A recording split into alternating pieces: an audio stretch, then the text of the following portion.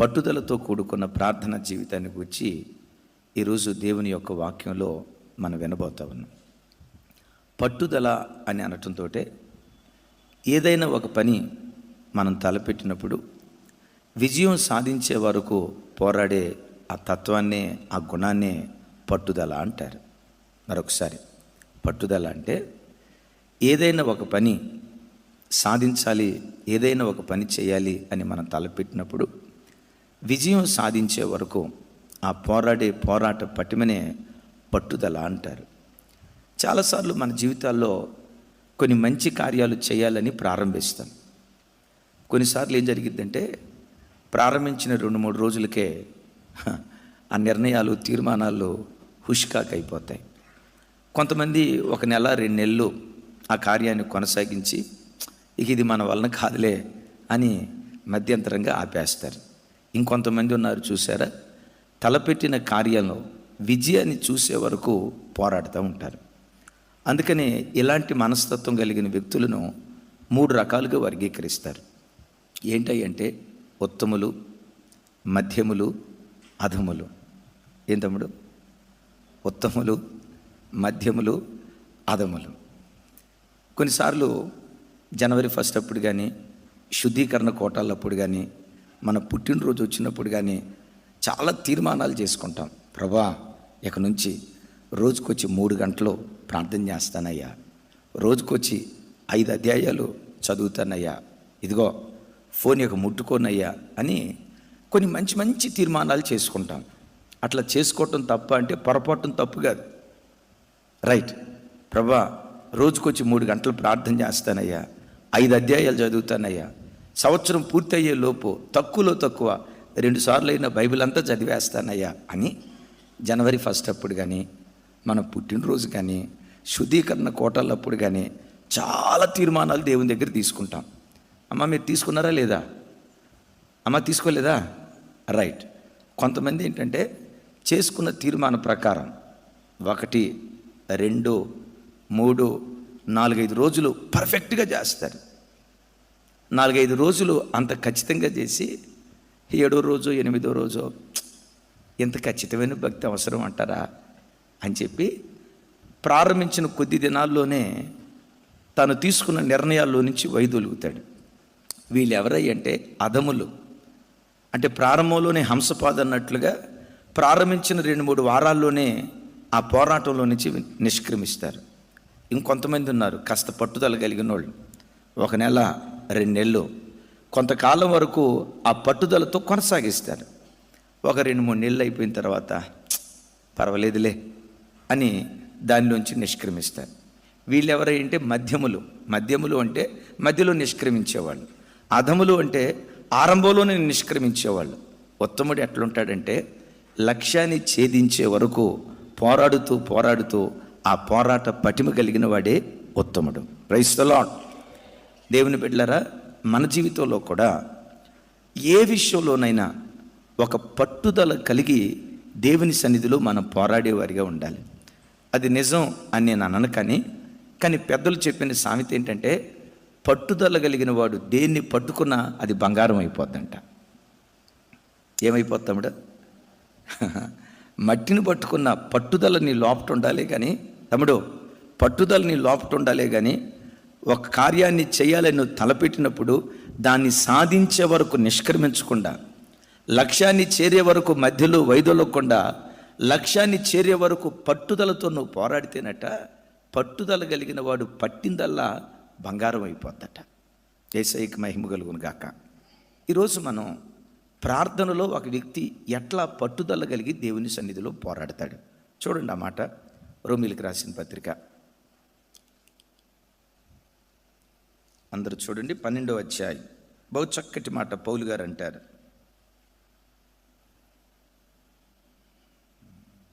Yes, రోమీయులకు రాసిన పత్రిక 12వ అధ్యాయం 12వ వచనం. తమ్ముడు 12 రోమీయులకు రాసిన పత్రిక. నాతో కలిసి అందరూ చెప్పండి. నిరీక్షణ గలవారై సంతోషించుచు, శ్రమయందు ఓర్పు గలవారై, ప్రార్థన యందు పట్టుదల కలిగి ఉండుడి. అమ్మ అయ్యా దేని యందు పట్టుదల అంటాడు? ప్రార్థన యందు పట్టుదల కలిగి ఉండుడి మాట్లాడతాడు. చాలాసార్లు ఏదైనా ఒక విషయం కొరకు మనం ప్రార్థన చేసేటప్పుడు, ఆ విషయం కొరకు మొదటిసారి ప్రార్థన చేసేటప్పుడు చాలా పట్టుదలతో ప్రార్థన చేస్తాం. అది భర్త మార్పు కానీ, శరీరంలో అనారోగ్యమే కానీ, కుటుంబంలో అసమాధానమే కానీ, సంసారాన్ని నిలుబడి చేస్తున్న ఆర్థిక ఇబ్బందులే కానీ, ఏదైనా ఒక విషయం కొరకు మనం ప్రార్థన ప్రారంభించేటప్పుడు ఒక విషయం కొరకు ప్రారంభంలో చాలా పట్టుదలతో ప్రార్థన చేస్తాం. ఆ ప్రార్థనకు వెంటనే జవాబు రాలేదనుకోండి, ఒక వారం అంతా ప్రార్థన చేసాం, జవాబు రాల. రెండో వారం అదే విషయం కొరకు ప్రార్థన చేసేటప్పుడు మొదట్లో కనపరిచినంత పట్టుదల మనలో ఉంటుందా అమ్మా? ఉంటుందా? ఉండదు, సన్నగిలిపోద్ది. సరే, ఆ రెండో వారం కూడా ఏదో ముక్కుతానో మూలుగుతానో దేవుని దగ్గర ప్రార్థన చేశాం. 2 వారాలైనా ఆ ప్రార్థనకు జవాబు రాలేదనుకోండి, ఇక తర్వాత 3వ వారం ప్రార్థన చేసేటప్పుడు మొక్కుబడిగా ప్రార్థన చేస్తాం, కానీ ఆ ప్రార్థనకు ఒక తీవ్రత కానీ, ఆ ప్రార్థనకు ఒక ఆసక్తి కానీ, ఆ ప్రార్థనకు ఒక నిరీక్షణ కానీ, ఆ ప్రార్థనకు ఒక దైవికమైన ఆవేశం కానీ ఆ ప్రార్థనలో మనకు కనపడదు. అంటే ప్రతిఫలం జవాబు ఆలస్యమయ్యే కొలది ఆ ప్రార్థనలో పట్టుదల తీవ్రత ఏమైపోద్దాయి అంటే మనలో సన్నగిల్లిపోద్ది. అందుకని దేవుడు అంటాడు, ఏదైనా ఒక విషయం కొరకు మీరు ప్రార్థన చేయటం ప్రారంభించినప్పుడు జవాబును పొందుకునే వరకు పట్టుదలతో మీరు ప్రార్థన చేయండి. పట్టుదల ఎలాంటిదో ఒక మాట మీతో పంచుకుంటాను. గజనీ మహమ్మద్ అనే ఆఫ్ఘనిస్తాన్ రాజు ఒక ఆయన ఉన్నాడు. విన్నారా ఆయన పేరు? వినలేదా? ఇప్పుడు విన్నారు కదమ్మా, సోషల్ స్టడీస్లో ఉంటాడు కదా. సోషల్ స్టడీస్లో తమ్ముడు గజనీ మహమ్మద్ ఢిల్లీ మీద 17 సార్లు దండయాత్ర చేశాడంటమ్మా. ఒకసారి కాదు, 2 సార్లు కాదు, 17 సార్లు దండయాత్ర చేశాడట. 17 సార్లు ఓడిపోయాడు.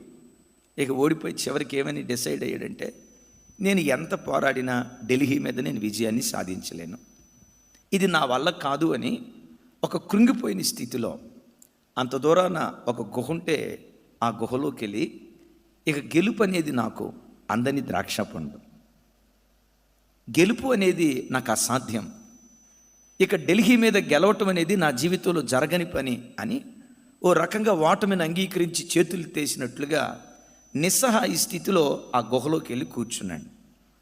కళ్ళలా తెరిచి చూశాడు. తన ఎదురుగా ఒక సాలిడు పురుగు గూడు కట్టుకోవటం ప్రారంభిస్తుంది. సాలిడి పురుగు గూడు కట్టుకునే ఆ ప్రక్రియలో గూడు కట్టుకుంటూ ఆ ఎత్తైన స్థలం నుండి ధబేల్మని ఒకసారి కింద పడింది. ఆ చిన్న పురుగు ఏం చేసిందో తెలుసా?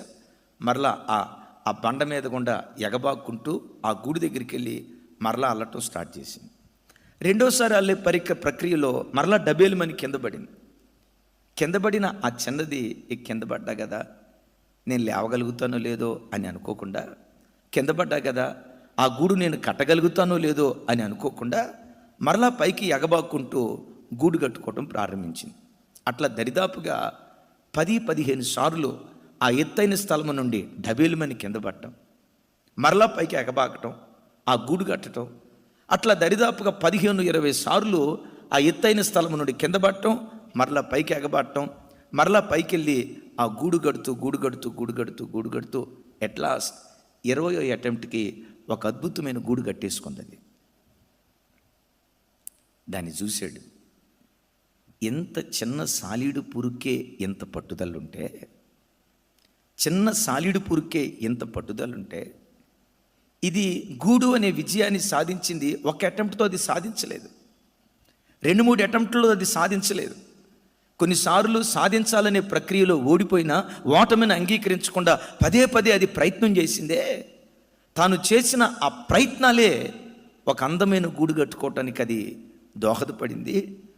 నిజమే, 17 సార్లు నేను ఓడిపోయా, 18వ ప్రయత్నం చేస్తా, 18వ మాత్రమే కాదు, గెలిచే వరకు నేను పోరాడతా, గెలుపు వచ్చే రోజుకు వస్తుందని 18వ పర్యాయం ఆ ఢిల్లీ మీద దండయాత్రకి వెళ్ళాడు.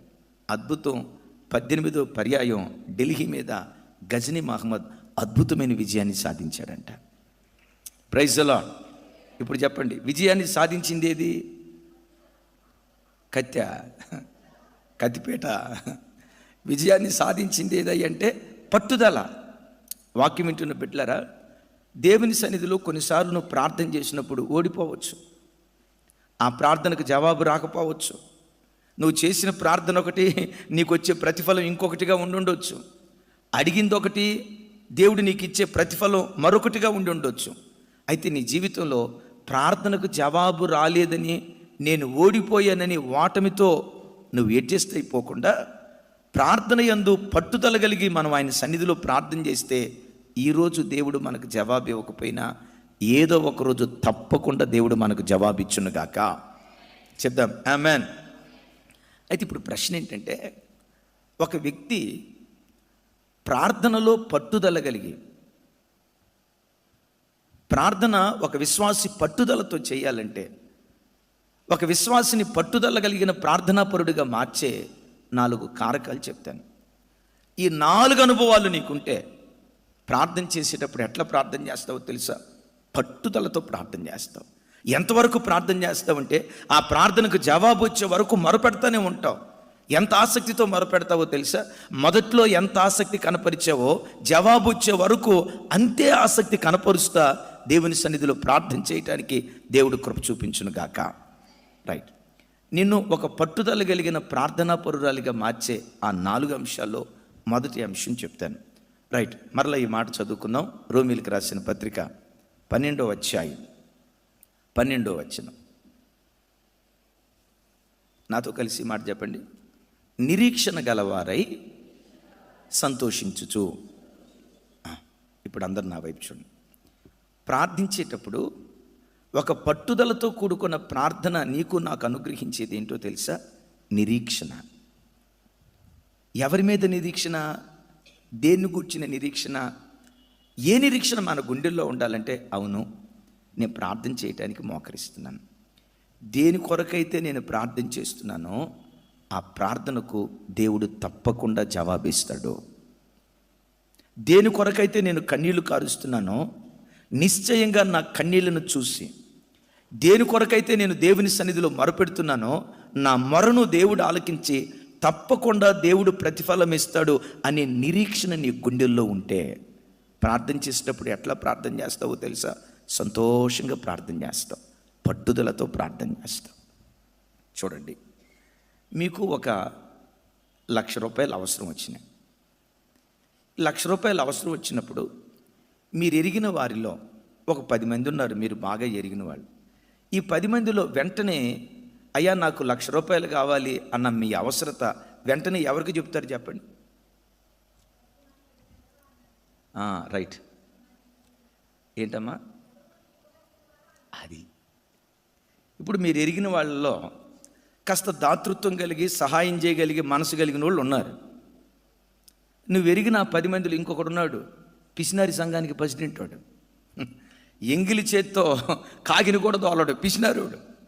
ఇప్పుడు గమనించండి, పిసినారుని అడగటానికి మీకు ధైర్యం, అసలు మనసు వస్తుందా? దాతృత్వపు మనసు కలిగినోడు ఉన్నాడు చూసారా, ఇతన్ని అడిగితే తప్పకుండా నాకు సహాయం పంపిస్తాడు అనే ఆ నిరీక్షణ ఏం చేస్తుందో తెలుసా? ఆ వ్యక్తిని అడిగేటట్లుగా నేను పురికొల్పుతుంది. పిసినారి వ్యక్తిని అడగటానికి ఎందుకు నీకు నోరు రాదో తెలుసా?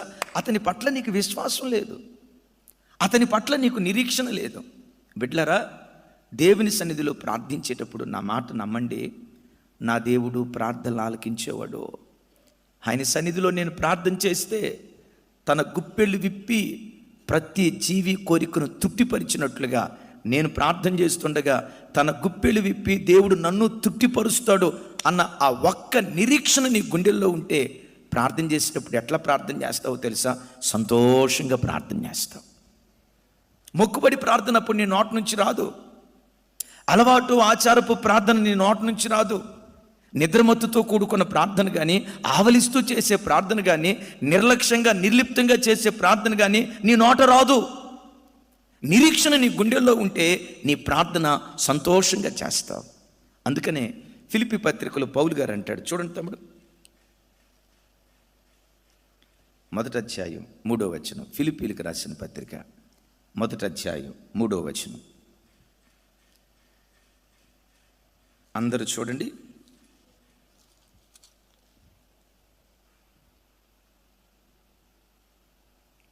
అట్లా కంటిన్యూ తమ్ముడు. రైట్. పాలివార ఇండుట చూచి 4. ఎస్ 5వ వచనం. రైట్, నాతో కలిసి చెప్పండి. గనుక మీ అందరి నిమిత్తము నేను చేయు ప్రతి ప్రార్థనలో ఎల్లప్పుడూ ఉసూరుమంటూ ప్రార్థన చేయొచ్చు.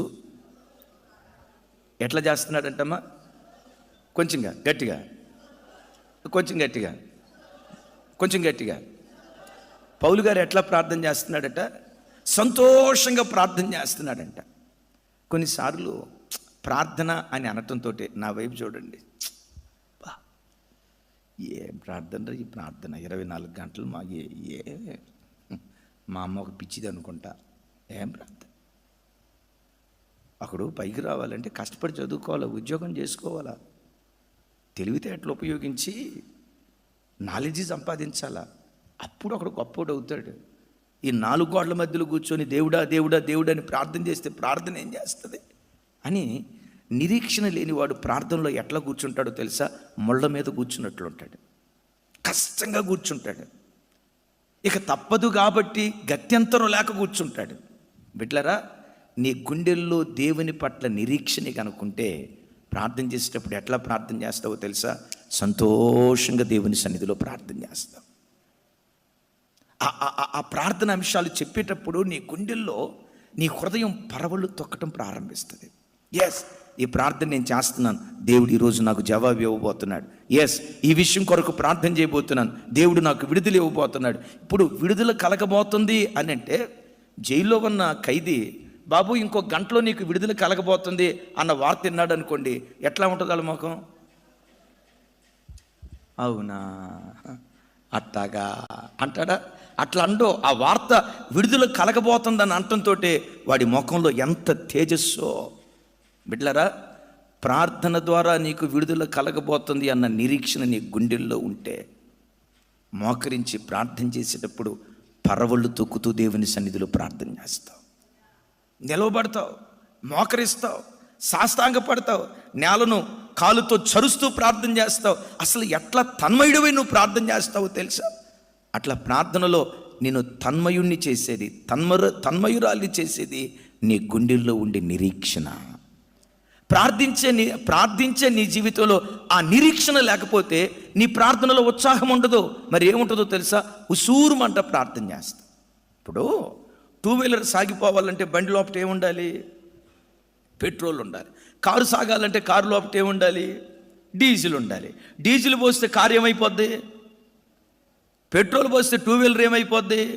అంటే ఒక బండికి ఇంధనం ఎంత ముఖ్యమో గమనించండి. ఉత్సాహంతో కూడుకున్న ప్రార్థనకు లేక పట్టుదలతో కూడుకున్న ప్రార్థనకు ఇంధనం ఏదో తెలుసా? నీ గుండెల్లో ఉండే నిరీక్షణ. Praise the Lord. దేవుడు నిశ్చయముగా ఈ ప్రార్థనకు జవాబిస్తాడు. ఆయన ప్రార్థనలు ఆలకించు దేవుడు. ఆ నిరీక్షణ మనల్ని ఏం చేస్తుందో హెబ్రీ గ్రంథంలో భలే చక్కటి మాట రాసి ఉంటుంది. అందరూ టిక్ చేసుకోండి దయచేసి. హెబ్రీలకు రాసిన పత్రిక 3వ అధ్యాయం 6వ వచనం. 3:6.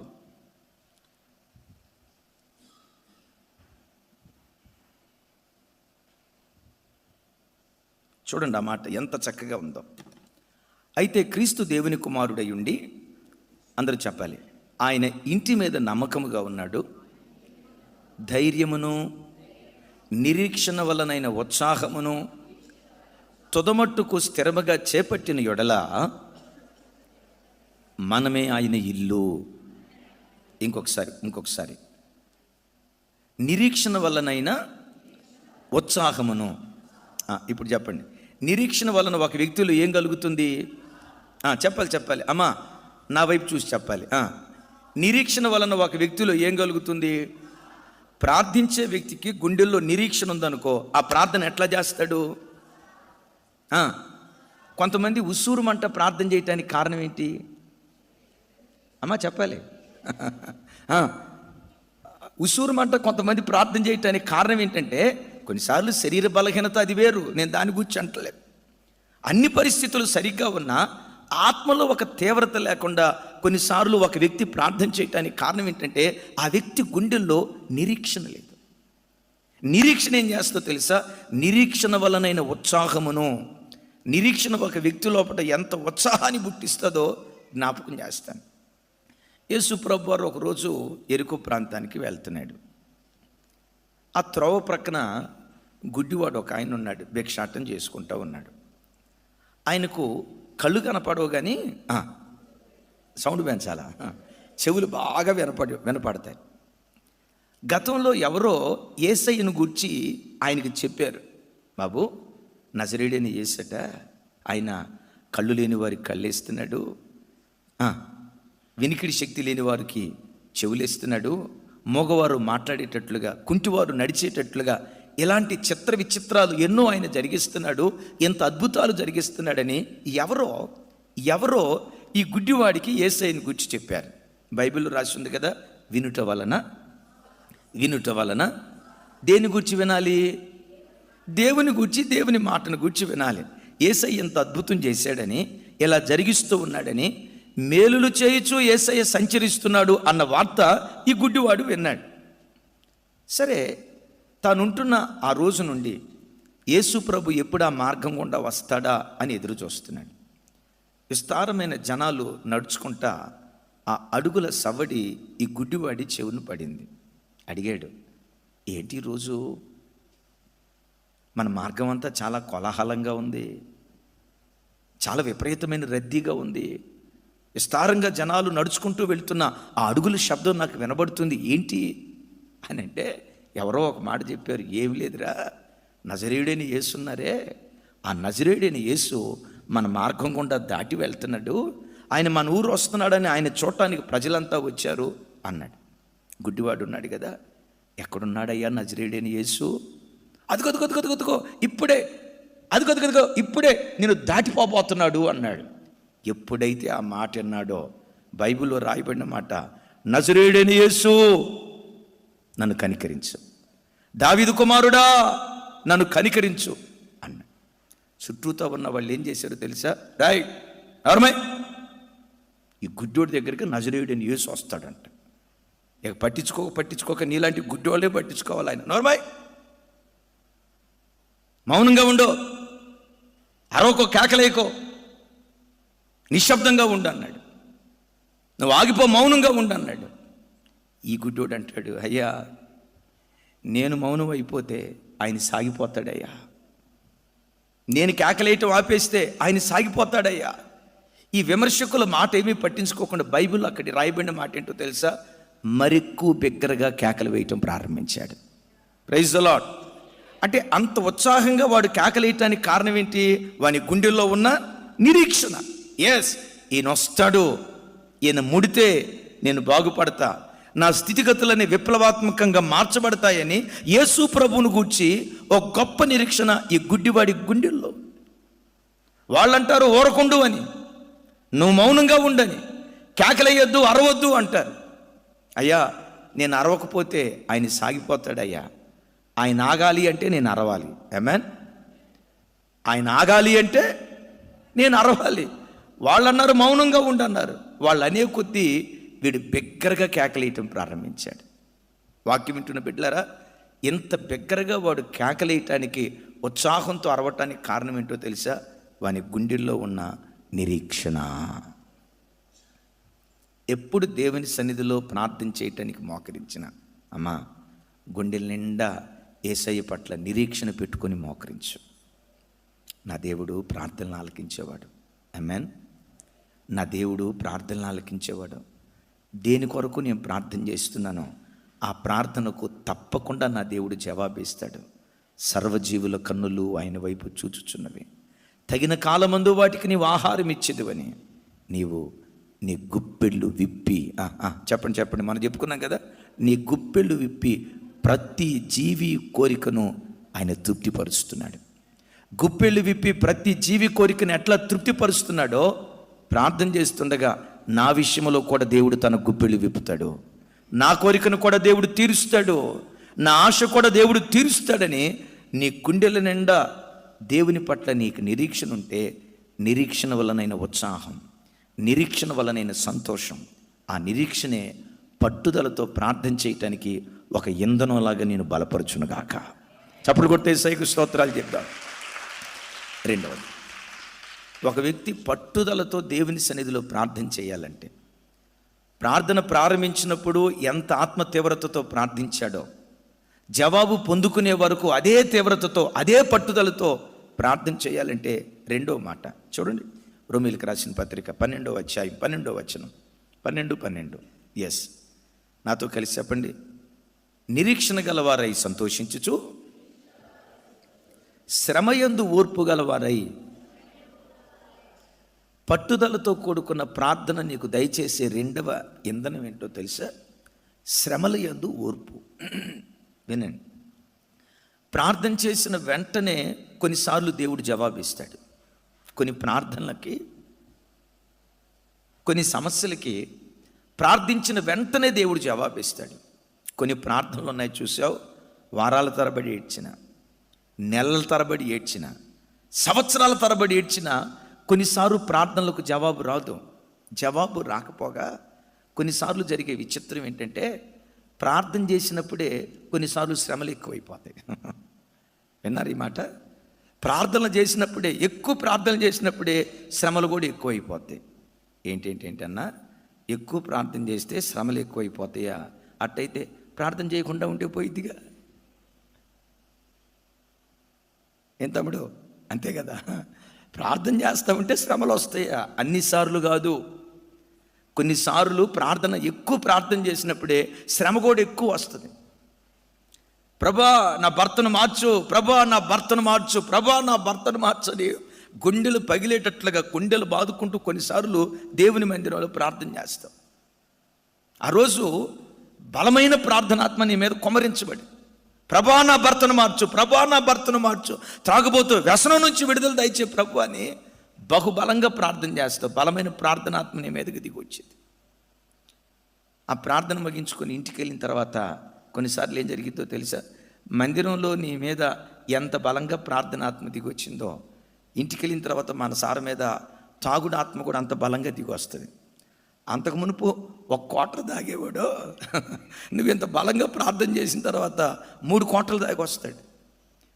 అజయ్ గారు 3 కోటలు తాగి వస్తాడు. ప్రభువా నేను మందిరంలో ఎంత బలంగా ప్రార్థన చేసే కదా, ఎంత కన్నీళ్లు గారుస్తూ ప్రార్థన చేసే కదా, ఎంత రోధిస్తూ ప్రార్థన చేసే కదా, ఏంటి ప్రభువా ఇది? నేను ఎంత బలంగా ప్రార్థన కొంచెం ప్రార్థన చేసినప్పుడు కొంచెం తాగేవాడయ్యా, ఎక్కువ ప్రార్థన చేస్తే కొన్నిసార్లు అట్లయిద్ది.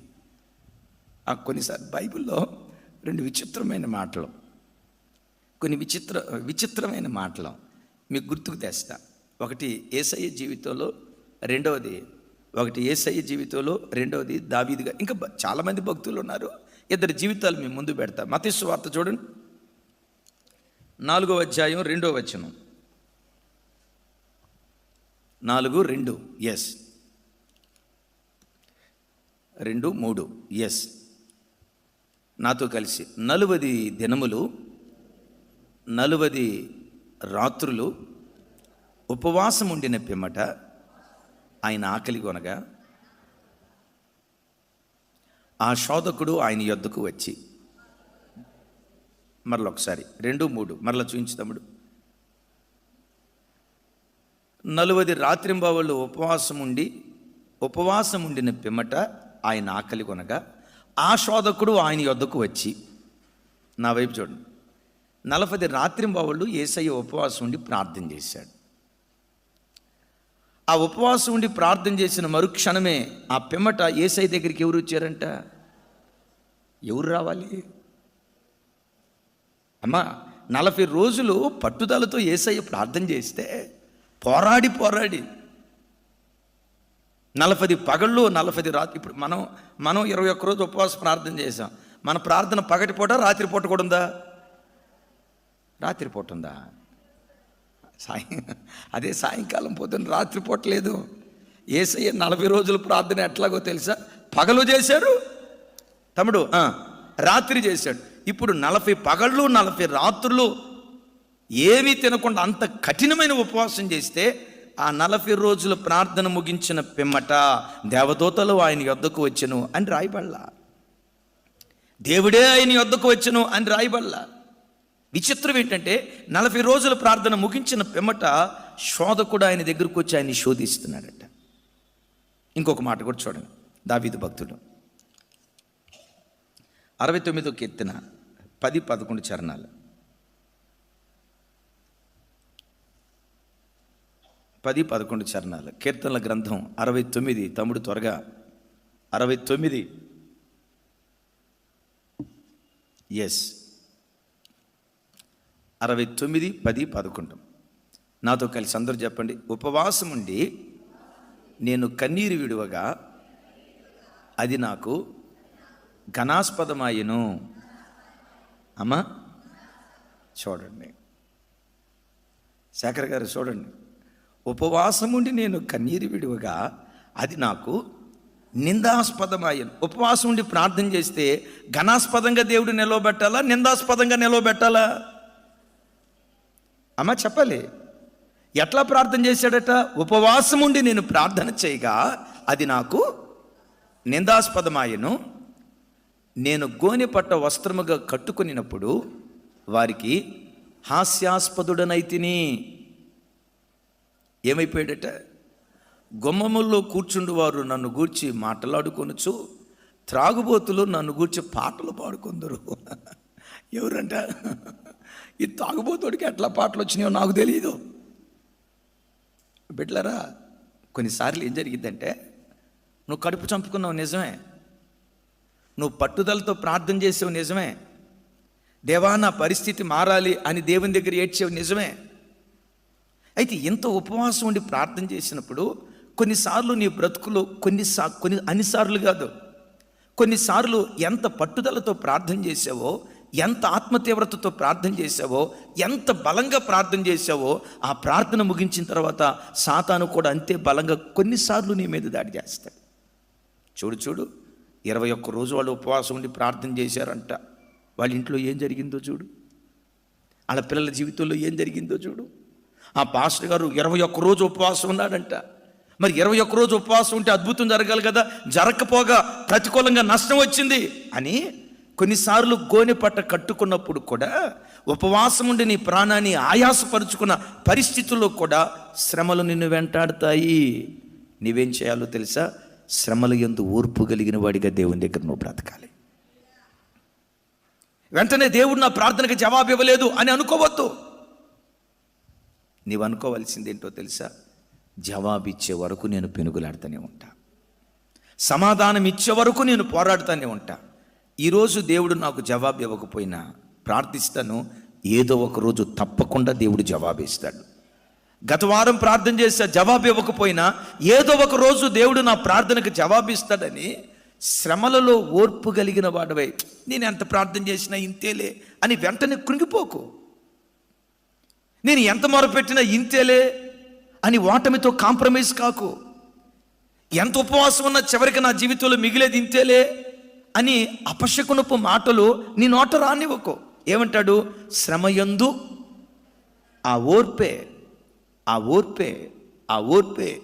ఒకానొక రోజు నీకు ఓదార్పును దయచేస్తుంది విజయం ద్వారా. Praise the Lord. ఆ ఓర్పే విజయం ద్వారా దేవుడు నీకు ఓదార్పు దయచేస్తాడు. ఒకసారి నా వైపు చూడండి. ఒక బండరాలు కొట్టి ఆయన ఉన్నాడు, గ్రనైట్ కొట్టి ఆయన ఉన్నాడు. ఒక రాయి పగలగొట్టాలని ముందు ఒక దెబ్బ వేశాడు, పగల్లా. రెండో దెబ్బ వేశాడు, పగల్లా. మూడో దెబ్బ 4, 5, 10, 20, 30, 40, 50, 60, 70, 80, 90, 99 పగల్లా. అయినా 100వ దెబ్బ పెట్టమని కొట్టాడు. 100వ దెబ్బకి ఆ బండరా ఏమైపోయింది? ఇప్పుడు నేను మిమ్మల్ని అడుగుతా, 100వ దెబ్బకి బండరాయి పగిలిందంటే 99 దెబ్బలని వేస్ట్ అనుకుంటున్నారా? అమ్మ చెప్పాలి. అది తమ్ముడు, నీకు అర్థమైంది తమ్ముడు? 100వ దెబ్బకు పగిలింది అది. అంటే 100వ దెబ్బే గట్టిగా తగిలింది, తతిమ 99 దెబ్బలు వేస్ట్ అనుకోవటానికి వీల్లేదు. ఆ 100వ దెబ్బలో విజయం సాధించడానికి ఈ 99 దెబ్బలు పరోక్షంగా సహకరించాయి. నా మాట అర్థమవుతుందండి? 100వ దెబ్బకు ప్రతిఫలం వచ్చింది నిజమే, కానీ 100వ దెబ్బకు ప్రతిఫలం రావటానికి ఉపయోగపడింది, దోహదపడింది ఏదో తెలుసా? అప్పటి వరకు కొట్టిన 99 దెబ్బలో. వాక్యం వింటున్న బిడ్డలారా, కొన్నిసార్లు నేను వృధాగా ప్రార్థన చేశానేమో అని అనిపిస్తుంది, వృధాగా ఉపవాసం ఉన్నానేమో అని అనిపిస్తుంది, వృధాగా కన్నీళ్లు గార్చానేమో అని అనిపిస్తుంది. జవాబిచ్చినప్పుడు అప్పుడు అనుకుంటావు, దేవా ఓపిక బట్టి చేతిని బిగబట్టి ఎంత గొప్ప ప్రత్యుత్తరం దయచేసావు, నీకు స్తోత్రం అని ప్రభుని స్తుతించే రోజు దేవుడు మనకు అనుగ్రహిస్తారు. కనుక పట్టుదలతో కూడుకున్న ప్రార్థన మనకు ఉండాలంటే శ్రమల యందు మనకేం ఉండాలి? శ్రమల యందు ఓర్పును గురించి ఒక చక్కటి సన్నివేశం మీకు చెప్తాను. చైనా బ్యాంబూ అని వెదురు బొంగులు ఉంటాయి. విచిత్రం ఏంటంటే, చైనా దేశంలో ఒక రైతు తన పంట పొలంలో ఈ వెదురు బొంగుల పంటను పండించాలి. అది చాలా ఖరీదైన పంట. ఎక్కడి నుంచో విత్తనాలు తీసుకొచ్చాడు, పొలం దున్నాడు, విత్తనం వేశాడు. ఈ బ్యాంబినో విత్తనం నేలలో వేస్తే వారం రోజుల తర్వాత మొలకెత్తిదేమో చూశాడు, ఏం మొలకెత్తల. నెల రోజులు చూశాడు, ఏం మొలకెత్తల. 2 నెలలు చూశాడు, ఇంత మొలక కూడా రాలా. అయినా నీళ్లు పోస్తూనే ఉన్నాడు, కలుపు మొక్కలు పెరుగుతూనే ఉన్నాడు, ఎరువు వేస్తూనే ఉన్నాడు.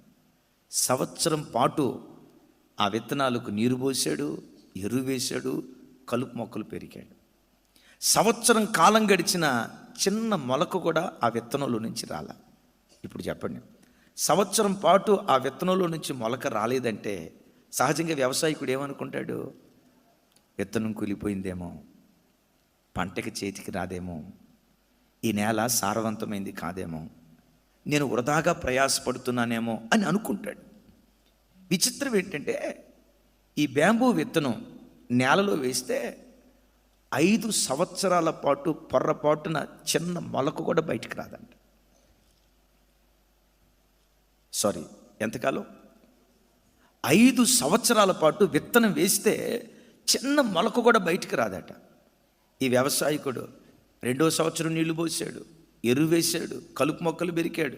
3, 4, 4.5 చుట్టూతో పొలాల్లో ఉన్న వాళ్ళు ఏమన్నారు తెలుసు? వరి పిచ్చోడా, మా పొలం చూడు, ప్రతి సంవత్సరం వరి పంట 2 కాపులు వస్తుంది మాకు. మా వంగ చెట్టు ప్రతి సంవత్సరం 2 కాపులు వస్తుంది. నీ పంట పొలం చూడు, 4.5 సంవత్సరాలు 5 సంవత్సరాలు బట్టి కష్టపడుతున్నావు, కానీ ఇంత కూడా అది మొలకెత్తలేదు. నువ్వు వేస్ట్గా ప్రయాసపడుతున్నావు, నీ చెమటంతా వృధా, నీ కన్నీళ్ళంతా వృధా, నీ పోరాటం అంతా వృధా, నీ డబ్బంతా అనవసరంగా దీనికి పెట్టుబడి పెడుతున్నావు అని చుట్టూతా ఉన్న పొలాల వాళ్ళు దావీదు గారు అన్నట్లుగా తాగుబోతులు ఏం చేస్తున్నారంట? కొన్నిసార్లు నీ కుటుంబాన్ని గురించి కూడా తాగుబోతులు భక్తిహీనులు పాటలు పాడుకుంటారు. మన కుటుంబాల్లో జరిగిన వాటిని బట్టి మాట్లాడుకుంటూ చాలా సంతోషపడుతూ ఉంటారు. 4.5 సంవత్సరాల పాటు ఎంత కష్టపడినా ఆ విత్తనం ఇంత కూడా మొలక రాకపోతే ఆ రైతంట శ్రమల్లో ఓర్చుకుంటూ, అవమానాల్లో ఓర్చుకుంటూ, నిందల్లో ఓర్చుకుంటూ ఇంకాస్త నీళ్లు పోస్తా, ఇంకొంచెం ఎరివేస్తా, ఇంకొంచెం పొలాన్ని సాగుబడి చేస్తా అని ఓర్పుతో 5 సంవత్సరాల పాటు ఆ పంట పొలాన్ని పండిస్తూనే ఉంటాడట. వాక్యం వింటున్న బిడ్డలారా, ప్రార్థనని విత్తనాలు నువ్వు నేల మీద విత్తినప్పుడు కొన్నిసార్లు సంవత్సరం ప్రార్థన చేసిన ఆ విత్తనం మొలకెత్తుతుంది అనే నిరీక్షణ కూడా లేని మొలకరాని స్థితిలో కొన్నిసార్లు ఉంటుంది. 2 సంవత్సరాలు ప్రార్థన చేసిన, 3 సంవత్సరాలు, 4 సంవత్సరాలు, 5 సంవత్సరాలు ప్రార్థన చేసిన నీ ప్రార్థన దేవుడు వింటున్నాడు అనే ధైర్యం నీలో కలగకుండా నిరీక్షణకు ఆధారం లేని పరిస్థితులు కొన్నిసార్లు నీ చుట్టూతో ఉంటాయి. నేనంట శ్రమలో ఓర్పును కనపరచు. ప్రార్థనకు జవాబు రానప్పుడే ఇంకొంచెం పట్టుదలతో ప్రార్థించే. ప్రార్థనకు జవాబు దొరకనప్పుడే నీ మనసులో తీర్మానం చేసుకో, దేవా ఇంకొంచెం కన్నీళ్లు గారుస్తానయ్యా, నేను కార్చిన కన్నీళ్లు సరిపోలేదేమో, ఇంకెక్కువగా ప్రార్థన చేస్తానయ్యా, నేను చేసిన ప్రార్థన సరిపోలేదేమో, ఇంకెక్కువ ఉపవాసం ఉంటానయ్యా, ఇంకెక్కువ శరీరాన్ని నలగొట్టుకుంటానయ్యా అని నీ ప్రార్థనకు జవాబు దూరం అయ్యే కొద్దీ నువ్వు ప్రార్థనకు దగ్గర అయ్యేదానిగా నువ్వు మారాలి. Praise the Lord. గట్టిగా చెప్దాం, ప్రైజ్ ది లార్డ్. 5 సంవత్సరాల పాటు తను కష్టపడి నీళ్లు పోసి ఎరువేసి కలుపు తీసిన తర్వాత 5వ సంవత్సరం పూర్తవుతుందో లేదో ఆ విత్తనంలో నుంచి చిన్న మొలక, ఆ మొలకట్ల మొలకెత్తడం ప్రారంభించిందో లేదో జస్ట్ విత్ ఇన్ 6 వీక్స్ ఈ చిన్న మొలక 90 అడుగులు ఎత్తు పెరిగిందట. అమ్మా, ఎన్ని అడుగులు? ఈ సృష్టిలో ఏ చెట్టు పెరగలేనంత ఎత్తు 90 అడుగులు ఎత్తు పెరిగిద్దట. చైనా దేశంలో ఉన్న ఈ కలపలన్నిటిలో అతి ఖరీదైంది ఏదై అంటే china bambino. Praise the Lord. అదిగో చూడండి, అదే 103 రూపాయలంట కిలో. బంగారం కాదది, 103 రూపాయలంట కిలో. గమనించండి, 5 సంవత్సరాలు వృధాగానే అయిపోయింది. జస్ట్ 6 వారాల్లో జస్ట్ విత్ ఇన్ 6 వీక్స్ 90 అడుగులు ఎత్తు పెరిగిద్దట. అంటే ఆ వ్యవసాయదారుని, ఆ రైతును నిలవబెట్టింది ఏదో తెలుసా? శ్రమలలో, అవమానాల్లో, నిందల్లో అతడు కనపరిచిన ఓర్పే ఒక అద్భుతమైన పంట కోయటానికి కారణమైంది. ఈరోజు లైవ్లో వాక్యం వింటున్న బిడ్డలారా, నీ జీవితంలో కూడా నీ చుట్టూతా చేరిన కొంతమంది భక్తిహీనపు వ్యక్తులు నీ ఇంటిలో కలిగిన నష్టాన్ని బట్టి ఎగతాళి చేస్తారు. చూడు, వాళ్ళు దేవుడు అనే దేవుని దగ్గరికి పరిగెత్తుతారు. వాళ్ళ పిల్లలు ఎట్లా ఉన్నారు? ఎప్పుడు రోగం, ఎప్పుడు వాళ్ళ ఇంట్లో ఇదే మాట. వాళ్ళ దేవుడు గొప్ప దేవుడు అంటారు, చూడు ఎప్పుడు చూసినా అప్పులే అంటారు అని. కొన్నిసార్లు నీ జీవితంలో కలిగిన నష్టం, నువ్వు ఎదుర్కొంటున్న ఓటమి శత్రువు కాదు, అపహాస్యంగా మారిపోద్ది. అది నిందగా వాడికి మారిపోయిందని నీ భక్తిని విశ్రమించొద్దు. శ్రమల మధ్యలో మరెక్కువ పట్టుదలతో మనం ప్రార్థన చేస్తే, శ్రమల మధ్యలో మరెక్కువ ప్రోత్సాహంతో నువ్వు ప్రార్థన చేస్తే, ఆ చైనా బ్యాంబినో చెట్టు మహావృక్షంలాగా 6 వారాల్లో ఎదిగినట్లుగా నీ ప్రార్థన దేవుడు ఆలకించి అలా దేవుడు నేను వర్ధిల్ల చేయునుగాక. చెప్దాం ఆమేన్. పట్టుదలతో కూడుకున్న ప్రార్థనకు మొదటి ఇంధనం నిరీక్షణ, రెండవది శ్రమలలో ఓర్పు. మూడో మాట చూడండి, ఎఫెసీలకు రాసిన పత్రిక 6వ అధ్యాయం చక్కటి మాట, 18వ వచనం నుంచి 19వ వచనం వరకు. ఎఫెసీలకు రాసిన పత్రిక.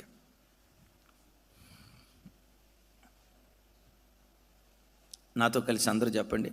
ఆత్మ వలన ప్రతి సమయమునందును ప్రతి విధమైన ప్రార్థనలు చేయుచు ఆ విషయమై సమస్త పరిశుద్ధుల నిమిత్తమును పూర్ణమైన పట్టుదలతో విజ్ఞాపన చేయుచు మెలకువగా ఉండుడి. చాలు. ఇంకొకసారి, ఆత్మ వలన ప్రతి సమయమందును ప్రతి విధమైన ప్రార్థనలు విజ్ఞాపనలు చేయుచు సమస్తమైన పరిశుద్ధుల నిమిత్తము పూర్ణమైన పట్టుదలతో విజ్ఞాపన చేయుచు మెలకువగా ఉండుడి. మూడవది, ఇందాక నేను చెప్పాను కదా, ఒక బండి నడవాలంటే లోపటే ఉండాలి, ఇంధనం ఉండాలి. ఒక క్రైస్తవుడు పట్టుదల కలిగిన ప్రార్థనాపరుడుగా మార్చబడేటట్లుగా బలపరిచే ఇంధనం ఏదయ్యా అంటే పరిశుద్ధాత్మ దేవుడు. ఏమంటాడు? ఆత్మ వలన ప్రతి సమయమందు ప్రార్థన చేయుచు. చూడండి అక్కడ, ఆత్మ వలన ప్రతి సమయమందు ప్రార్థన చేయుచు, ప్రతి విధమైన ప్రార్థన చేయుచు అంటాడు. అంటే పరిశుద్ధాత్మ దేవుడు ఒక వ్యక్తిని ప్రతి సమయమందు ప్రార్థన చేసేటట్లుగా, ఆ ప్రార్థన కూడా పట్టుదలతో ప్రార్థన చేసేటట్లుగా పరిశుద్ధాత్మ దేవుడు పురికొల్పుతాడు. ప్రార్థన అంటే, బిడ్డలారా నా వైపు చూడండి, ప్రార్థన అంటే ఉదయం లేచి 4 4:30 లేచి ఒక అర్ధగంట ప్రార్థన చేసుకుని, అమ్మయ్యా ఈరోజు ఉదయం ఒక అర్ధగంట ప్రార్థన చేసుకున్న, దేవునికి స్తోత్రం అని చెప్పి మరలా సాయంత్రం కుటుంబ ప్రార్థన చేసుకోవటానికి కూర్చొని ఒక అర్ధగంట ప్రార్థన చేసుకుని, అమ్మయ్యా ఈరోజు అంతట్లో 1 గంట ప్రార్థన చేశా అని తృప్తి పడేది కాదు. పరిశుద్ధాత్మ దేవుడు మన లోపల ఉంటేనంట ఉదయం 1 గంట, సాయంత్రం 1 గంట కాదంట, ఆత్మ వలనట ప్రతి సమయమందు మనం ప్రార్థన చేస్తూనే ఉంటామంట. Praise the Lord. అంటే ప్రతి సమయమందు ఒక వ్యక్తి ప్రార్థన చేసేటట్లుగా ఒక మనిషిని పురికొల్పేది ఎవరై అంటే పరిశుద్ధాత్మ దేవుడు.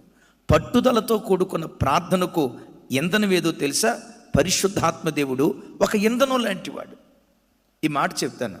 పౌలు గారు అంటాడు కదా, అటువలనే ఆత్మయు మన బలహీనతలను చూచి, నాతో కలిసి చెప్పండి, అటువలనే ఆత్మయు మన బలహీనతలను చూచి. నా వైపు చూసి సమాధానం చెప్పండి. ఇంతకీ మనకుండే బలహీనత ఏంటి?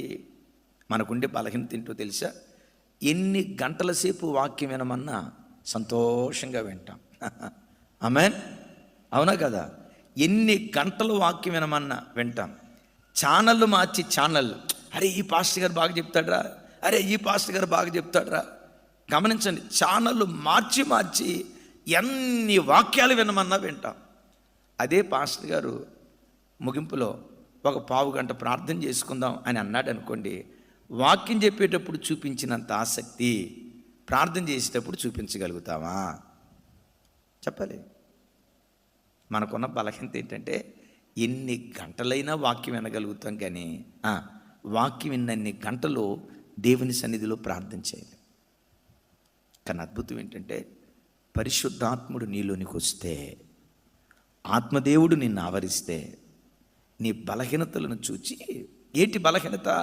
మోకరించలేకపోవటం నీ బలహీనత. గంటల తరబడి దేవుని సన్నిధిలో గోజాడలేకపోవటం నీ బలహీనత. గమనించండి, ముచ్చట్లు చెప్పమంటే గంటల తరబడి ముచ్చట్లు చెప్పుకుంటామా లేదమ్మా? అవునా కదా? మనకున్న బలహీనత ఏంటంటే ఎక్కడన్నా ఒక అక్కోళ్ళు ఇద్దరు ముగ్గురు కలిసారు అనుకోండి, ప్రార్థన చేద్దామని కలుస్తారు. ఆ కలయికలో ఆగస్టు 15 కూడికి ఎట్లా జరిగింది కదా, 21 రోజు ఉపవాస ప్రార్థన, మంచి అయినా చెడ్డ అయినా ఈ ముచ్చట్లో పడిపోయి ఒక 5 నిమిషాలు మాట్లాడుకుందాం, ఓ 10 నిమిషాలు మాట్లాడుకుందాం అని ముచ్చట ప్రారంభించి ఆ 10 పక్కన 2-3 సున్నాలు పెట్టాలా. 10 నిమిషాలు అన్నది 100 గంటలు అయిపోద్ది. 3 గంటలు అమ్మలక్కలు ముచ్చట్లాడుకొని ముగింపులో ఎంత అద్భుతమైన షార్ట్ అండ్ స్వీట్ ప్రేయర్, ఎంత చిన్న ప్రార్థన చేస్తారో తెలుసా? చేసేటప్పుడు కూడా మళ్ళీ ఏమని అంటారో తెలుసా? దేవా, విస్తారమైన మాటల్లో దోషముండక మానదు అని నువ్వు మాట్లాడేవు నాయన. మేము మాట్లాడిన మాటల్లో తెలిసి తెలియక ఏవైనా తప్పు మాట్లాడి ఉంటే, అబ్బా తెలిసి తెలియక అంటే అక్క తెలిసి తెలియకే మాట్లాడింది. విస్తారమైన మాటల్లో దోషం ఉండక మానదు. పాపం దేవుడు ఆ రెఫరెన్స్ మర్చిపోయినట్టున్నాడు, మనోళ్ళు గుర్తు చేస్తున్నారు. మనకున్న బలహీనత ఏంటంటే ఎన్ని గంటలైనా ముచ్చట్లాడగలుగుతాం, ఎన్ని గంటలైనా దేవుని వాక్యం వినగలుగుతాం, ఎన్ని గంటలైనా బైబిల్ చదవగలుగుతాం. మనకున్న బలహీనత అన్ని గంటలు దేవుని సన్నిధిలో మోకరించలేకపోతాం. అద్భుతం తెలుసా? ఆ ఆత్మదేవుడు నిన్ను ఆవరిస్తే నీ లోపట ఒక పట్టుదలతో కూడుకున్న ప్రార్థన ఆత్మదేవుడు నీ లోపట కుమ్మరిస్తాడు. Praise the lord. ఒక పట్టుదల కలిగిన వ్యక్తిగా ఎప్పుడెప్పుడు ప్రార్థన చేస్తావో తెలుసా? ఎల్లప్పుడూ ఆత్మ వలన ప్రతి సమయమందు ప్రార్థన చేస్తూ ఉంటారు. ఓ భక్తుడు డిఎల్ మూడీ గారిని, తమ్ముడా అయ్యగారి ఫోటో చూపించు. దైవజనుడు డిఎల్ మూడీ గారిని ఒక ఆయన వచ్చి అడిగాడట, అయ్యా నీ ప్రార్థన జీవితం ఎట్లా ఉంది, రోజుకొచ్చి ఎన్ని గంటలు నువ్వు ప్రార్థన చేస్తావు అని ఆయన అడిగారట. రోజుకొచ్చి ఎన్ని గంటలు దేవునితో నువ్వు గడుపుతావు, నా వైపు చూడు, రోజుకొచ్చి ఎన్ని గంటలు దేవునితో గడుపుతావు అని అడిగారంట. ఆయన అన్నాడట, నేను రక్షణ పొందిన ప్రారంభ దినాల్లో 24 గంటల కాల వ్యవధిలో ఒక అర్ధగంట దేవునితో గడిపేవాడిని అయ్యా. ప్రారంభంలో రక్షణ పొందిన ఒక 2-3 సంవత్సరాల తర్వాత రోజుకొచ్చి ఒక గంట దేవునితో గడిపేవాడిని. ఇంకో 10 సంవత్సరాల తర్వాత రోజుకొచ్చి 3 గంటలు గడిపేవాడిని. ఇంకొన్ని సంవత్సరాల తర్వాత రోజుకొచ్చి 5 గంటలు గడిపేవాడిని. ఇప్పుడైతే 24 గంటలు దేవునితోనే నేను గడుపుతున్నానయ్యా. Praise the lord. వీళ్ళకి అర్థం కాక ఏమన్నారు మరలా చెప్పండి.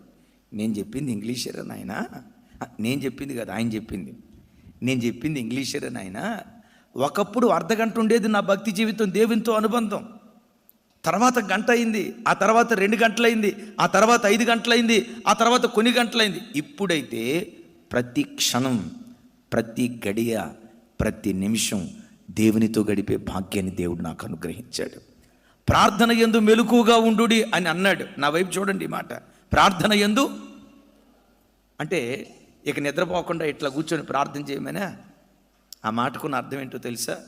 నిద్రలో నుంచి నువ్వు లేచిన తర్వాత కూడా బాత్రూమ్కి వెళ్ళేటప్పుడు కూడా నీ ఆత్మ ఏదో ఒక విషయం కొరకు మూలుగుతూనే ఉంటుంది. ఐజక్ గారు అర్థమైందా? బాత్రూమ్కి వెళ్ళేటప్పుడు కూడా మధ్యరాత్రి మెలకు వచ్చింది, వాష్రూమ్కి వెళ్ళాలనుకున్నావు, ఆ వాష్రూమ్కి వెళ్ళేటప్పుడు కూడా స్తోత్రం స్తోత్రం స్తోత్రం స్తోత్రం స్తోత్రం స్తోత్రం అని ఏదో ఒక విషయం కొరకు ప్రార్థన చేసుకుంటూ వెళ్తావు. ఇక పండుకుంటావా? పండుకున్న తర్వాత కూడా నీ నిద్ర కూడా ఆత్మలో ఏదో ఒక విషయం కొరకు మూలిగేటట్లుగా చేస్తుంది. Praise the Lord. ఎప్పుడైనా మీలో ఎవరైనా నిద్రలో ప్రార్థన చేసినట్లుగా ఎవరికైనా కల వస్తే చేతులు ఎత్తండి. ఏమ్మా ఒకసారి కూడా రాలేదా? రైట్. అది అట్లా ప్రతి క్షణం పట్టుదల కలిగిన ప్రార్థన నీకు నాకు అనుగ్రహించేది పరిశుద్ధాత్మ దేవుడు. ఆ పట్టుదలతో కూడుకున్న ప్రార్థనకు ఇంధనం ఒకటి నిరీక్షణ అయితే, రెండవది శ్రమల యందు ఓర్పు అయితే, మూడవది పరిశుద్ధాత్ముడు. ఆఖరి మాట అద్భుతమైన మాట. అందరూ చూడండి. కొలస్సీలకు రాసిన పత్రిక అద్భుతమైన మాట ఇది. 4వ అధ్యాయం 2వ వచనం. కొలస్సీ నాతో కలిసి చెప్పండి. ప్రార్థన యందు నిలకడగా ఉండి కృతజ్ఞత గలవారై దాని యందు మెలకువగా ఉండుడి. ఇంకొకసారి, కృతజ్ఞత గలవారై దాని యందు మెలకువగా ఉండుడి. ఇక నా వైపు చూడండి. ఒక పట్టుదల కలిగిన ప్రార్థన నీకు అనుగ్రహించే 4వ ఇంధనం ఏదో తెలుసా? కృతజ్ఞత. కృతజ్ఞత అంటే చేసిన మేలును గుర్తుకు తెచ్చుకోవటమే కృతజ్ఞత. నా వైపు చూడండి. కృతజ్ఞత అంటే గడిచిన దినాల్లో నీ ప్రార్థన దేవుడు ఆలకించి నీకు ఏ మేలు చేశాడో, గడిచిన దినాల్లో శ్రమలు వచ్చినప్పుడు, ఆపదలు వచ్చినప్పుడు ఎన్నోసార్లు నువ్వు ప్రార్థన చేసావు కదా. ఆ ప్రార్థన దేవుడు ఆలకించి ఎన్నో ప్రార్థనలకు నీకు జవాబిచ్చాడు కదా. ఇప్పుడు నువ్వు మోకరించినప్పుడు గడిచిన దినాల్లో ప్రార్థన ఆలకించి ఏ ప్రార్థనలకు దేవుడు జవాబిచ్చాడో అది నీ గుండెల నిండా ఉంటే, ఆ కృతజ్ఞత, ఆ జ్ఞాపకం నీకుంటే ఇప్పుడు ఎట్లా ప్రార్థన చేస్తావో తెలుసా? గత కాలాల్లో చేసిన ప్రార్థనలకు దేవుడు జవాబు ఎలా ఇచ్చాడో ఇప్పుడు చేయబోయే ప్రార్థనను కూడా నిశ్చయంగా దేవుడు జవాబు దయచేస్తాడు. గతంలో చేసింది నీకు జ్ఞాపకం ఉంటే, గతంలో చేసిన ఆ ప్రార్థనకు దేవుడు జవాబిచ్చిన ఆ విషయాలు నీకు జ్ఞాపకానికి తెచ్చుకుంటే ఇప్పుడు నువ్వు ఎట్లా ప్రార్థన చేస్తావో తెలుసా? పట్టుదల కలిగి దేవుని సన్నిధిలో ప్రార్థన చేస్తావు, ఉత్సాహంగా ప్రార్థన చేస్తావు. ఎందుకంటే గత కాలంలో దేవుడు చేసిన ఆ మేలు, ప్రార్థన ద్వారా నీకు దేవుడిచ్చిన విజయాలు నీతో ఏం చెప్తాయో తెలుసా? ప్రాణమా, గతంలో నువ్వు ఎలాంటి ఇబ్బందుల్లో ఉన్నప్పుడు ప్రార్థన చేసావు కదా, ఆ ప్రార్థన ద్వారా దేవుడు జవాబిచ్చాడు కదా, ఆ ప్రార్థన ద్వారా నీ కన్నీళ్లు తుడిచాడు కదా, ఆ ప్రార్థన ద్వారా పెంట కుప్పల మీద నుండి లేవనెత్తాడు కదా, ఆ ప్రార్థన ద్వారా వాటమి అంచుల నుంచి లేవనెత్తి నీకు విజయాన్ని ప్రసాదించాడు కదా. అప్పుడు ప్రార్థన చేసినప్పుడు దేవుడు ఎలా విజయాన్ని ఇచ్చాడో ఇప్పుడు నువ్వు ప్రార్థన చేస్తుండగా ఇప్పుడు కూడా దేవుడు నీకు విజయాన్ని దయచేస్తాడు అన్న ఆ మనస్సు, ఆ కృతజ్ఞత హృదయము నీ లోపటుంటే ఇప్పుడు ఏ విషయం కొరకు ప్రార్థన చేసినా పట్టుదలతో ప్రభు దగ్గర నువ్వు ప్రార్థన చేస్తావు. దీనికి మనకు బాగా ఉదాహరణ. సరే, ఒకసారి నా వైపు చూసి నాకు సమాధానం చెప్పండి. బైబిల్ అంతటిలో పట్టుదల గల ప్రార్థన మనసు కలిగిన వ్యక్తి ఎవరు? అమ్మా, ఇంకా రైట్, థ్యాంక్ యూ. పట్టుదల గల ప్రార్థన యందు పట్టుదల కలిగిన వ్యక్తి ఎవరయ్య అంటే యాకోబు. ప్రార్థన యందు పట్టుదల కలిగిన వాడిగా యాకోబు మారటానికి కారణం ఏంటి? ఎక్కడ పట్టుదలతో ప్రార్థన చేశాడు? యబ్బోకు రేవు దగ్గరికి వచ్చాడు. ఆ రాత్రి ఒక్కడే ఒంటరిగా మిగిలిపోయాడు. ఆ దూత యాకోబు దగ్గరికి వచ్చాడు. యాకోబు అంటాడు, నీవు నన్ను ఆశీర్వదించు. దూత అంటాడు, తెల్లవారింది, నేను వెళ్ళిపోతాను అంటాడు. యాకోబు అంటాడు, నీవు నన్ను ఆశీర్వదిస్తేనే కానీ నేను వదిలిపెట్టను. అది అర్ధగంట ప్రార్థన చేశాడా, పావుగంట ప్రార్థన చేశాడా? ఆ దూతతో రాత్రి అంతా పోరాడాడు. ఇక్కడ ఒకసారి ఆలోచించండి. ఇంత పట్టుదల కలిగిన ప్రార్థనాత్మ యాకోబుకు ఎక్కడి నుంచి వచ్చింది? ఒక్క విషయం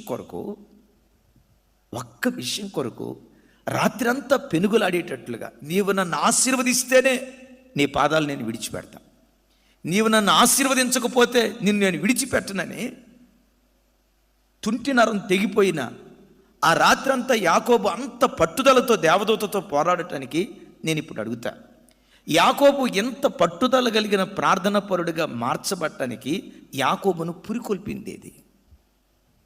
రాత్రంతా ఎంత పట్టుదల కలిగి యాకోబు ఎందుకు ప్రార్థన చేశాడు? దానికి ప్రేరకం ఏదో తెలుసా? యాకోబు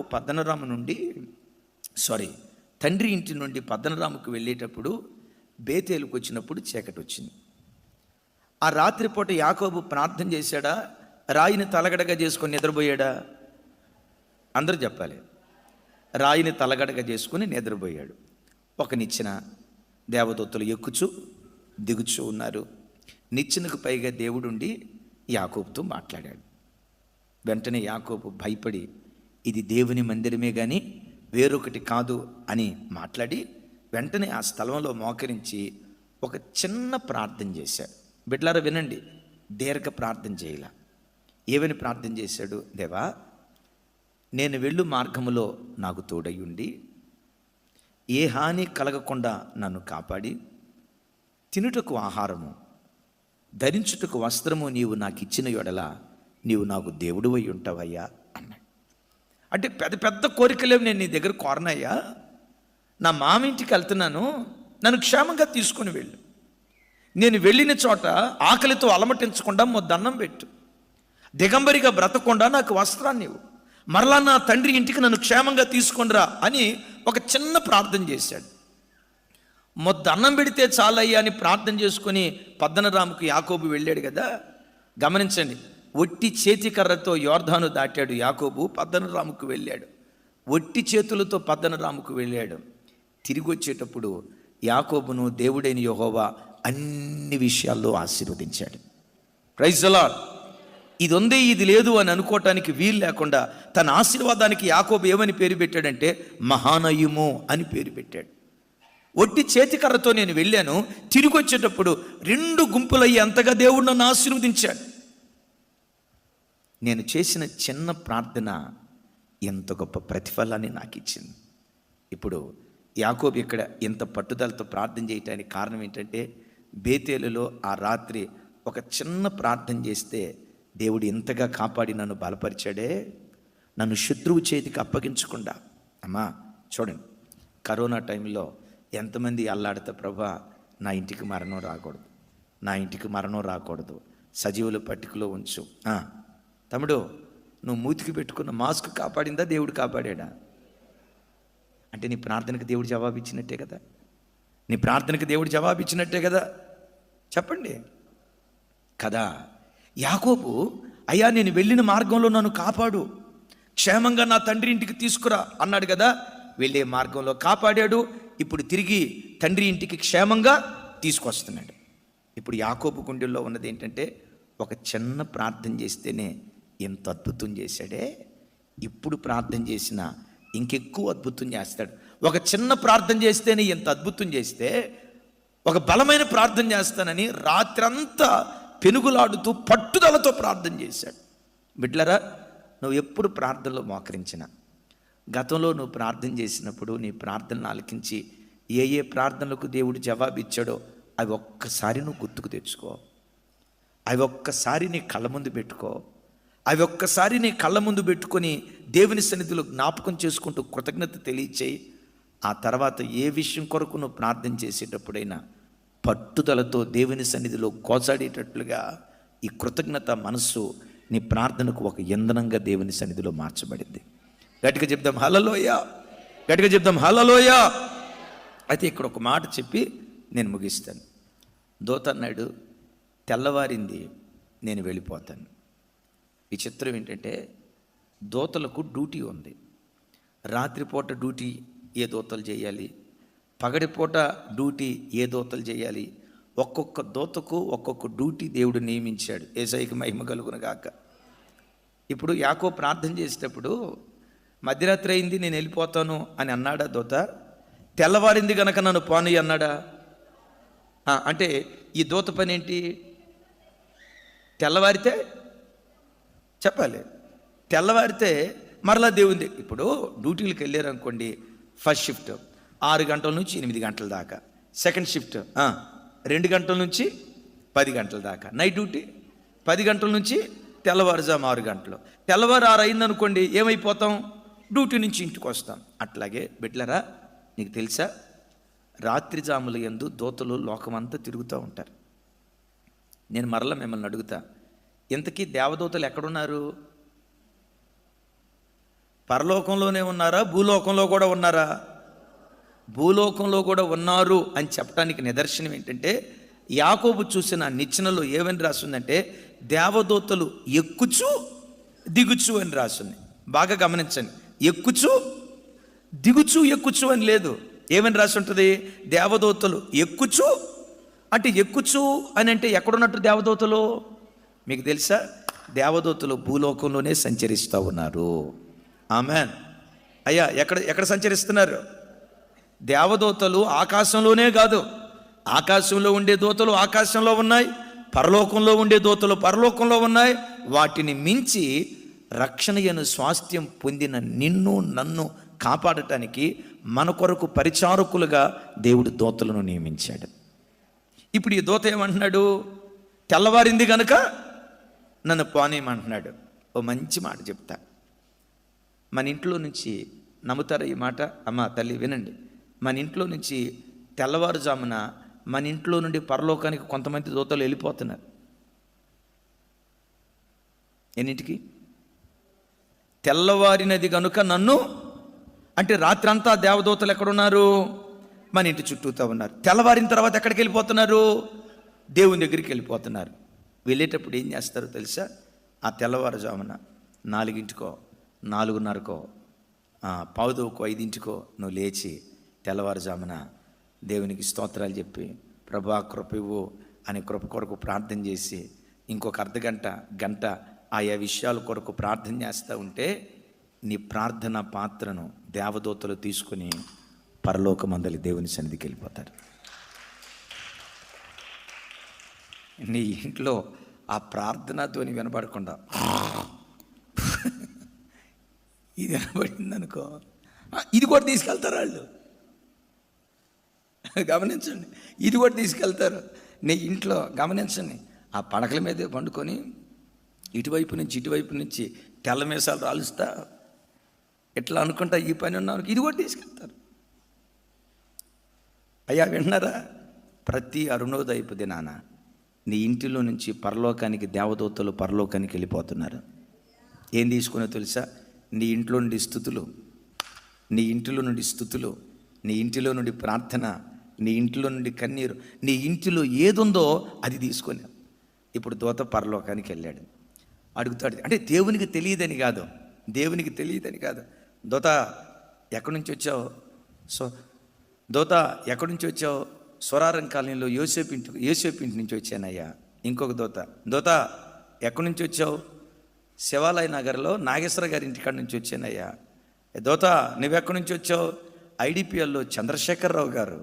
ఏ చంద్రశేఖరరావు? కల్వకుంట్ల చంద్రశేఖర కాదయ్యా, ఐడిపిఎల్లో ఇంకొక చంద్రశేఖర్ గారు ఉన్నారు, వాళ్ళ ఇంటికాడ నుంచి వచ్చాను. ఇంకొక దూతను చూస్తాడు. దూత నువ్వెక్కడి నుంచి వచ్చావు? రాజగురు కల్పలో యోహాన్ గారి ఇంటి దగ్గర నుంచి వచ్చానయ్యా. ఇంకొక దూత కనపడతాడు. దూత ఎక్కడి నుంచి వచ్చావు? సాయిబాబా నగర్లో యేసురత్నం గారు. ఎక్కడ మీరుండేది? అదే కృషి కాలనీలో యేసురత్నం గారి ఇంటికాడ నుంచి వచ్చానయ్యా. ఇంకొక దూత కనపడతాడు. దూత ఎక్కడి నుంచి వచ్చావు? స్వరారం కాలనీ బస్ స్టాప్ పక్కన సుధాకర్ గారి ఇంటికాడ నుంచి వచ్చానయ్యా అంటాడు. ఇంకొక దూత వైపు చూస్తాడు. దూత ఎక్కడి నుంచి వచ్చావు?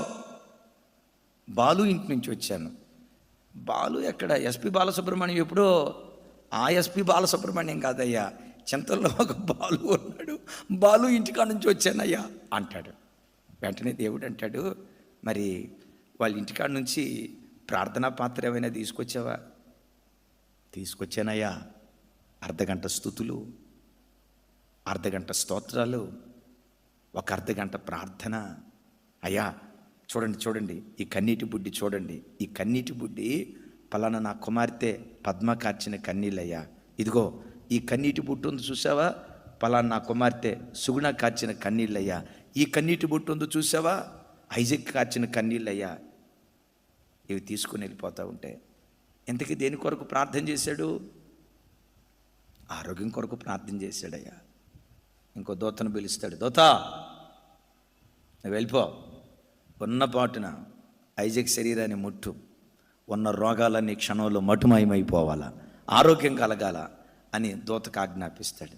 గమనించండి, మనం పొద్దున్నే లేచి ప్రార్థన అంతా అయిపోయిన తర్వాత ముక్కుతో మూలుగుతా, అబ్బా ఈ తలనొప్పి ఇంకా ఉందే, అబ్బా ఈ అనారోగ్యం ఇట్లాగే ఉందే అని అనుకుంటా ఏదో పని చేయబోతూ ఉంటాం. దేవుడు తన గాయపడిన హస్తాన్ని చాపుతాడు. క్షణంలో ఏం జరిగిద్దో తెలియదు, అడుగు తీస్తే అడుగు వేయలేని మనం లేడి పిల్లలాగా గంతులు వేయటం ప్రారంభిస్తాం. ఏం జరిగింది? అరే నిన్నటిదాకా రోగంతో ఉన్నాడే, నిన్నటిదాకా ఉసూరుమంటా ఉన్నాడే, గట్టికాలతో ఎగిరిపోయేటట్టున్నాడే, ఏంటి ఇంత ఉత్సాహం, ఏంటి ఇంత ఆరోగ్యం అంటే తెలుసా, ఈ ఇంటిలో నుండి బయలుదేరిన ప్రార్థన. ఈ దూత తన డ్యూటీ ముగించుకుని వెళ్ళేటప్పుడు తనతో పాటు ఏం తీసుకుని వెళ్ళాడు? ఆ ఇంట్లో ఉన్న రిపోర్ట్ తీసుకుని వెళ్ళాడు. వెంటనే దేవుని ఎదుటి సమర్పించాడు. ఇప్పుడు పగటిపూట దూతలు ఉన్నాయి కదా, వాళ్ళు డ్యూటీ చేసే దూతలు, ఆ దూతలతో పంపిస్తాడు. ఆరోగ్యం కలుగునుగాక, సమాధానం కలుగునుగాక, నెమ్మది కలుగునుగాక, ఆ ఇంటిలో ఉన్న కలవరాలన్నీ కొట్టివేయబడునుగాక, యేసయ్యకు మహిమ కలుగునుగాక. ఇప్పుడు గమనించండి, ప్రార్థన. ఇప్పుడు కొడుకున్నాడు లేకపోతే కూతురు ఉంది. ఈ కాల పిల్లలు ఉన్నారు చూసారా, వాళ్ళకు ముక్కు మీదే కోపం ఉంటుంది. అమ్మ ఏదైనా చెప్పబోతే ఆయనకు చెప్పేవి చాలు ఆపో, నేను అందుకనే ఇంటికి రండి, ఇంటికి వచ్చినప్పుడు మొదలుకొని జోరీలాగా గుయ్యి గుయ్యి గుయ్యి గుయ్యి, వాళ్ళ అమ్మ చూడు ఏమంటలా, వీళ్ళమ్మ చూడు ఏమంటలా, నువ్వు నాకు దొరికేవో అని ఇక తల్లికి ఎదురు తిరుగుతా, తండ్రికి ఎదురు తిరుగుతూ మాట్లాడతారు. ఈ తల్లి ఏం చేసింది? దేవా వీడి హృదయం కఠినంగా ఉందయ్యా, బండరాతి హృదయం లాగుందయ్యా, వాడి హృదయాన్ని మార్చయ్యా. ఫరో హృదయాన్ని కఠినపరిచిన వాడవు నీవే, మెత్తని చేసిన వాడవు నీవే, మాంసపు ముద్దగా మార్చేవాడవు నీవే, రాతి హృదయంగా చేసేవాడవు నీవే. నా కూతురు హృదయాన్ని మార్చయ్యా, నా కొడుకు హృదయాన్ని మార్చయ్యా, నా భర్త హృదయాన్ని మార్చయ్యా, నా భార్య హృదయాన్ని మార్చయ్యా, మా సంఘానికి వచ్చే విశ్వాసుల హృదయాన్ని మాంసపు ముద్దలాగా చేయయ్యా అని మన ఇంట్లో నుంచి ఆ ప్రార్థన దూపం బయలుదేరుతూ ఉంటే, ఈ ప్రార్థన తెల్లవారుజామున ఎవరు తీసుకొని వెళ్తారు? చెప్పాలి. ఆ తెల్లవారుజామున దూతలు తీసుకొని వెళ్తారు, దేవుని ఎదురు సమర్పిస్తారు. దూత ఇంతకు ఆ పాత్రలో ఏముంది అని అడుగుతాడు. అయ్యా ఏముంది ఆ పాత్రలో? మాంసం కూర తప్ప ఏమీ కనపడట్లేదయ్యా, రాత్రి అడి పీకల దాకా తిని పొద్దున్నే లేవలేదయ్యా, గురకలు పెట్టి నిద్రపోయాడయ్యా అని అనకూడదు.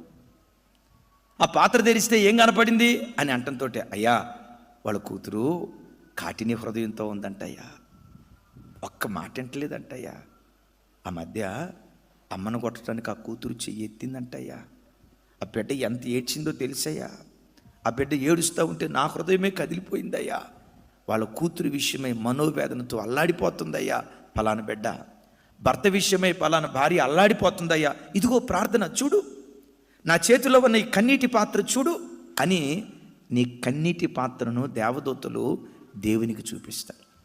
వెంటనే దేవుడు అంటాడు, అంటే దేవునికి అన్నీ తెలియదని కాదు, దేవదూతలు వార్తాహరులు, సమాచార శాఖ మంత్రులు, ఎక్కడ జరిగేవి అక్కడికి, అక్కడి విషయాలు ఎక్కడికి చారవేసే వార్తాహరులు. వెంటనే దేవుడు అంటాడు, ఏం పేరు ఆ బిడ్డ పేరు? అదేనయ్యా యెహోషువ. వాడు నా పేరే పెట్టుకున్నాడే, పేరు నీ పేరు ఉంది కానీ నీ గుణం లేదయ్యా అని అంటంతో ఆ తల్లి బాగా ఏడ్చిందా? ఏడవటం ఏంటయ్యా, ఆ తల్లి ఏడుపు చూస్తే నాకే ఏడుపు వచ్చిందయ్యా. రైట్, దూతను పంపిస్తాడు. దూత గో హెడ్, ఏం చేయమంటారు? హృదయాన్ని కఠినపరచడం నా వశంలోనే ఉంది, మెత్తని చేయటం నా వశంలోనే ఉంది. వాని కాటిని హృదయం మెత్తని హృదయంగా మార్చబడును గాక. ఒక్క మాట అంటాడు ప్రభు. ఎప్పుడైతే దేవుని చేతి స్పర్శ వానికి తగిలిందో, అంతకు మునుపు అమ్మా నాన్న ఒక మాట అంటే గుడ్లు ఉరిమిరిమిరి చూసేవాడు. ఇప్పుడు అమ్మా నాన్న ఒక మాట అంటే అట్టాగే మమ్మీ, అట్టాగే డాడీ, ఒరే పులి లాంటోడు పిల్లి అయిపోయాడేంటి? ప్రార్థన మహాత్యం. Praise the Lord. హల్లెలూయా. దేవదూతలు షిఫ్ట్ల వారీగా భూలోకంలో అంటే ఎక్కడో అనుకునేరు కాక నీ ఇంట్లోనే డ్యూటీ చేస్తున్నారు. మన ఇంటి చుట్టూ ఆయన వాళ్ళు సంచరిస్తున్నారు. మన ఇంటిని కూర్చున్న వార్తలన్నీ పరలోకమందలి దేవుని సన్నిధికి తీసుకొని వెళ్తున్నారు. యాకోబుకు ఎంత పట్టుదలతో కూడుకున్న ప్రార్థన ఇచ్చింది ఏదో తెలుసా? గత కాలంలో చేసిన చిన్న ప్రార్థనకు దేవుడు జవాబిచ్చాడు. ఇప్పుడు ప్రార్థన చేసిన దేవుడు జవాబిస్తాడు. బైబిల్లో రాయబడిన మాట. ఆ రాత్రి అంతా పట్టుదలతో ప్రార్థన చేశాడు. తెల్లవారినప్పుడు, ఆ మాటకున్న అర్థం ఏంటో తెలుసా? యాకోబు చేసిన ఆ పట్టుదల కలిగిన ప్రార్థన యాకోబు జీవితంలో ఉన్న చీకటంతటిని పారద్రోలి, గాఢాంధకారాన్ని పారద్రోలి, కటిక చీకటిని పారద్రోలి యాకోబు జీవితంలో వెలుగును దేవుడు ప్రసాదించాడు. ఈ వాక్యం వింటున్న ప్రభు బిడ్డలారా, నీ జీవితంలో నువ్వు ఏ చీకటితో అల్లాడిపోతున్నా ఆ చీకటికి విరుగుడు పట్టుదలతో కూడుకున్న ప్రార్థన. యేసయ్యకి మహిమ కలుగును గాక. ఈ పట్టుదలతో కూడుకున్న ప్రార్థన ఒక వ్యక్తి కలిగజేసేది. బండి నడవాలంటే ఇంధనం ఉండాలి. పట్టుదల కలిగిన ప్రార్థనకు ఇంధనం మొట్టమొదట నిరీక్షణ, రెండవది శ్రమల యందు ఓర్పు, మూడవది పరిశుద్ధాత్మ, నాలుగవది అలాంటి పట్టుదల కలిగిన ప్రార్థన మన ఒక్కొక్కరికి దేవుడు అనుగ్రహించునుగాక. ఈ మాట ఇంకొకసారి గుర్తుకు చేసి నేను ముగిస్తా. పట్టుదల నీకుంటే పట్టిందల్లా అమ్మా, అంటే పట్టుదల నీకుంటే నువ్వు పట్టిందల్లా దేవుడు బంగారంగా మారుస్తాడు. అలాంటి పట్టుదల, పోరాట పటిమ మన ఒక్కొక్కరికి యేసయ్య అనుగ్రహించునుగాక.